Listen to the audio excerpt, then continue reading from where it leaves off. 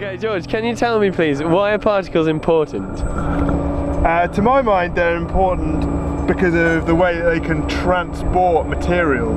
So they can transport, well, they absorb contaminants for a start. So particles suspended in seawater can act as like little sponges for contaminants that are in the water.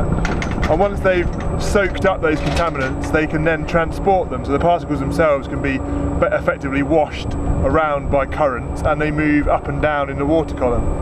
And that can move those contaminants up and down. But it can also move the mineral particles, so sand grains or calcite particles or oolite particles get moved around, and that creates a flux in the ocean. So we can remove minerals from the surface waters down to the deep sea by particle transport.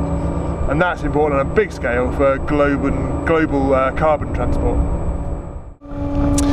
Well, particles in the sea are important because they block the penetration of sunlight into the ocean, and so that affects the growth and productivity of plants, and ultimately the productivity of the ocean and fisheries. Certain materials like pesticides and radioactive material, pollutants, attach to the surface of the particles, and then the fate of those things depends on where the particles go rather than where the water goes. So it's good to know where the particles go.